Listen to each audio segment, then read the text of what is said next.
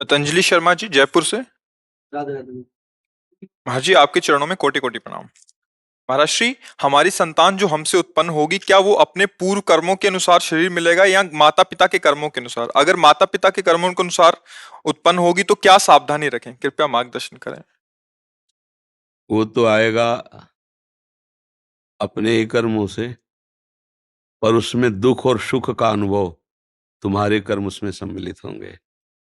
अगर आपने पूर्व में जो जीव पुत्र रूप में आ रहा है उसके साथ अभद्र कर्म किए हैं, तो आकर के जीवन भर आपको जलाएगा, आपको दुख देगा। और आपने भद्र माने मंगलमय कर्म किए हैं, तो जीव पुत्र बन के आएगा, तुम्हें सुख प्रदान करेगा। अब यदि इस समय भजन कर लो भगवान का, तो तुम उसके भी भाग्य को बदल सकते हो और अपने भी भाग्य को बदल सकते हो। ये भजन ही एक ऐसा कर्म है जो सब सुधार देता है। मार्कंडेय ऋषि के पिता महाराज मृकंड ने देखा, बहुत ज्योतिषाचार्य थे, कि 5 वर्ष में मेरे पुत्र की आयु खत्म है, मर जाएगा। बड़ी चिंता हुई कि जीवन भर भजन करते रहे, तपस्या की।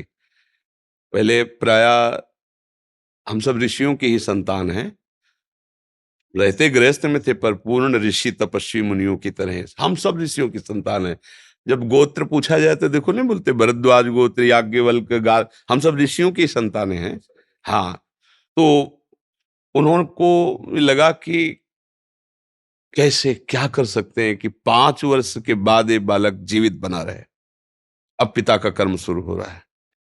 पूर्व संयोग इतने ही वर्ष का था, अब उनका नया कर्म काम कर रहा है। उन्होंने विचार किया, भगवान के भक्तों और संतों में विशेष सामर्थ्य है। यदि संतों को साष्टांग दंडवत करे और संतों का आशीर्वाद मिले, तो मैं इसे मृत्यु से भी बचा सकता हूं। उनको पता था, उनकी श्रद्धा थी, उनकी भावना थी। तो प्रायः पवित्र नदियों के किनारे ही ऋषियों के आश्रम होते थे, तो गंगा जी के समीप ही, हाँ, तो घाट में खड़ा कर देते। जो भी संत दिखाई देते, वैष्णव तिलक या शैव तिलक, वो सबको आदेश कर, छोटा सा बालक 2 वर्ष 3, साष्टांग प्रणाम करो, साष्टांग प्रणाम करो। उनकी सेवा यही थी, प्रसाद पाओ और जाके घाट में खड़े हो, जो भी संत दिखाई दे साष्टांग प्रणाम करो। एक दिन प्रच्छन्न वेश से गुप्त रूप से सनक सनंदन सनातन सनत कुमार भी, अब आपको क्या पता कौन महात्मा किस कोटि का किस वेश में तुम्हारे पास बैठा है, या तुम्हारे संग वार्तालाप कर रहा है, या तुम्हें कभी मिल सकता है, हमारी दृष्टि नहीं है ना। और वो दिव्य महापुरुष थे और वो देखा करते थे।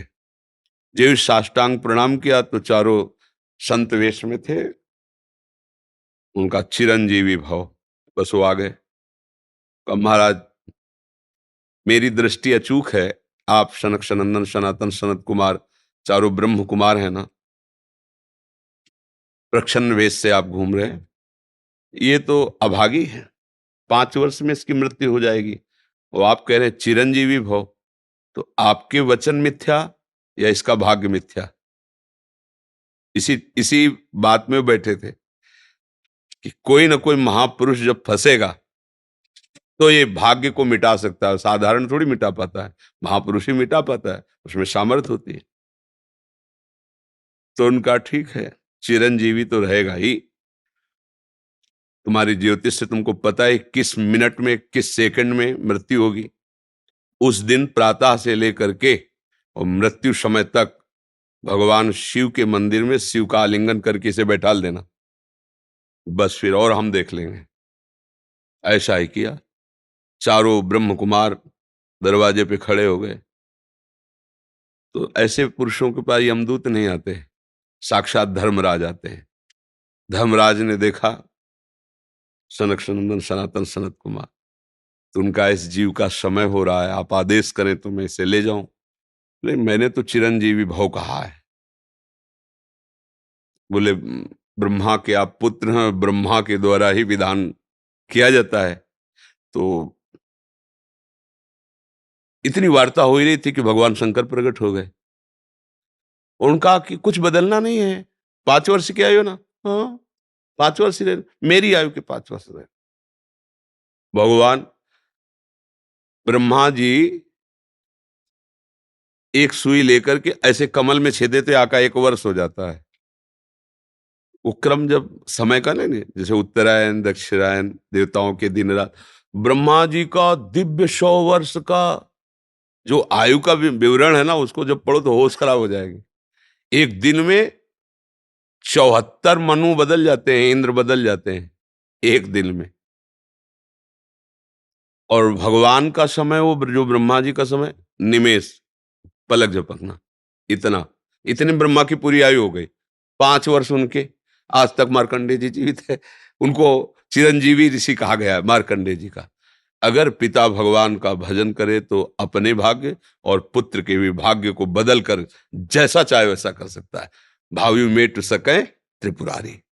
अगर भजन बल है तो फिर आनंद ही आनंद है, नहीं तो दोनों के कर्म संयोग से ही संयोग बनता है। तो तुम्हारे पुत्र रूप में आ रहा है।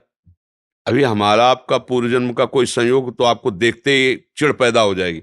आप ऐसे वचन बोलेंगे कि मेरा हृदय जलने लगे, लगे ये आदमी क्यों आया हमारे सामने।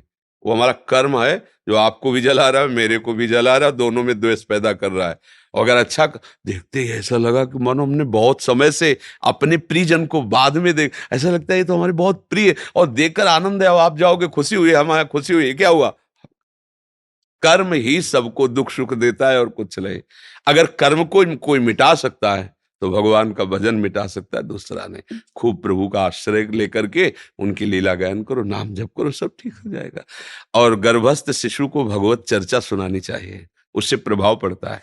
जैसे माँ गर्भवती है तो चाहिए कि स्वयं स्वाध्याय करे, या फिर परिवार के जन कथा कह रहे हो, चुपचाप शांति से बैठ के सुने और नाम जप करे, तो गर्भस्थ शिशु पर उसका प्रभाव पड़ता है। जैसे प्रहलाद जी जब कयाधु जी के गर्भ में थे तो नारद जी अपने आश्रम में लेकर के उनको भी भगवत चर्चा भक्ति का उपदेश किया, तो ऐसे महान भागवत 5 वर्ष में विश्व विजेता हिरण्यकश्यप को परास्त कर दिया।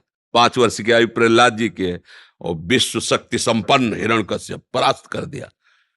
अभिमन्यु जी गर्भ में ही थे, चक्रव्यूह का वेदन की क्रिया बताई तो 6 द्वार वेदने की क्रिया तक वो जगती रही, 7वें विश्व हो गई। तो फिर वो मतलब गर्भस्थ शिशु पर बाहरी चर्चा का प्रभाव पड़ता है, बाहरी आचरण का प्रभाव पड़ता है। यदि हम नाम कीर्तन, भगवत चर्चा, भगवत कथा वार्ता, तो उसमें भक्ति का अंकुरण हो जाएगा, गर्भस्थ शिशु में उसका प्रभाव पड़ जाएगा।